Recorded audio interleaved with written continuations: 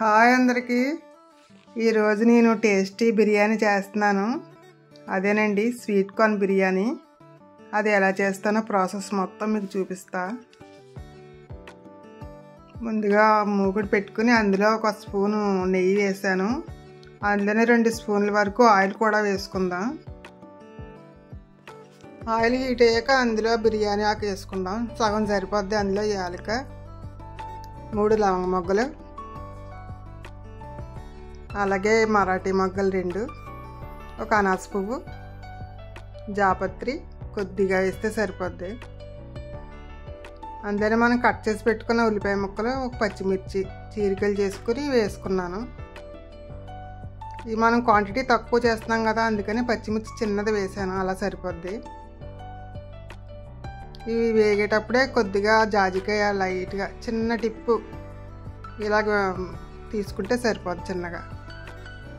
చిన్న తురుము వేసాను. అలా సరిపోద్ది. ఇవి వేగేటప్పుడే కొద్దిగా షాజీరా, కొంచెం దాల్చిన చెక్క పొడి వేసుకోవాలి.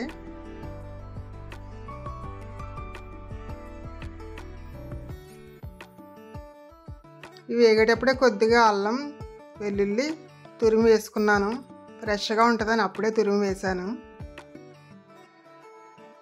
తర్వాత ఇందులో మనం తీసి పెట్టుకున్న స్వీట్ కార్న్ కూడా వేసేసుకుందాం.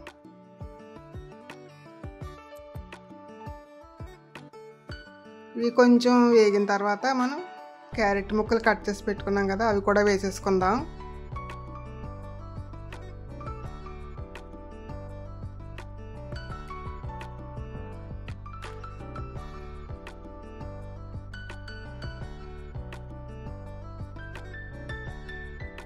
ఇవిలా కొంచెం వేగిన తర్వాత మనం టమాటా ముక్కలు కట్ చేసి పెట్టుకున్నాం కదా, అవి కూడా వేసేసుకోవాలి.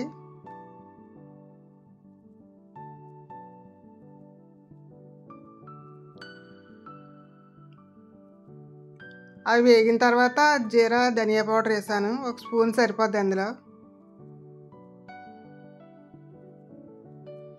అందులోనే కొద్దిగా కారం, సరిపడా సాల్ట్ కూడా వేసేసుకుంటున్నాం. ఇలా సరిపోద్ది.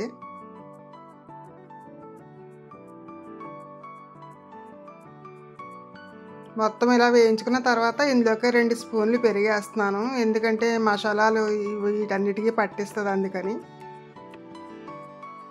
టేస్ట్ కూడా బాగుంటుంది. పెరుగు వేసిన తర్వాత ఇలా కలుపుకుంటూ ఉండాలి.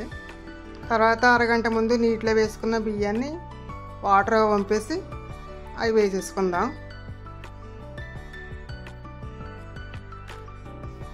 ఈ రైస్ మొత్తం కలిసేలా కలుపుకోవాలి. ఒకసారి మసాలాలన్నీ రైస్కి పట్టించాలి. ఇలా ఒక 2 మినిట్స్ వేస్తే సరిపోద్ది. ఇలాగా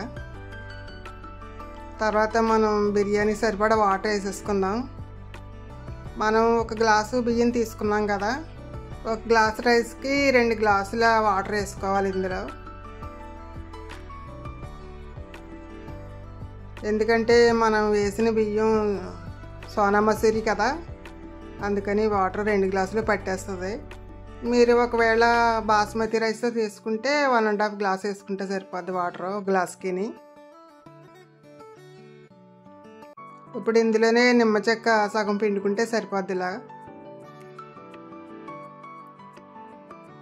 కొంచెం బిర్యానీ పొడి పొడిగా వస్తుంది నిమ్మ చెక్క వేయడం వల్ల. తర్వాత కొద్దిగా కొత్తిమీర చల్లేసుకుని మనం మూత పెట్టేసుకుని ఉడికించేసుకుందాం. దీనిపైన మనం వెయిట్ పెడదాం, ఆవిరి బయటికి పోకుండా ఉంటుంది. మంటని సిమ్లో పెట్టుకుని నేను ఉడికిస్తున్నాను. ఈ 10 మినిట్స్ తర్వాత మధ్యలో మనం చూసుకుందాం. ఉడికిపోయిందండి బిర్యానీ. ఇంకా స్టవ్ ఆపేసుకుని మూత పెట్టేసి ఒక 15 మినిట్స్ కానీ 20 మినిట్స్ అలా పక్కన ఉంచేసుకుందాం.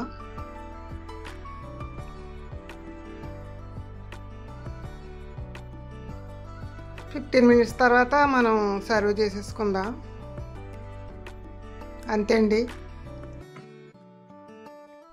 బిర్యానీ రెడీ అయిపోయింది. మనం సర్వింగ్ బౌల్లో తీసేసుకుందాం. చూసారా పొడి పొడిగా వచ్చింది.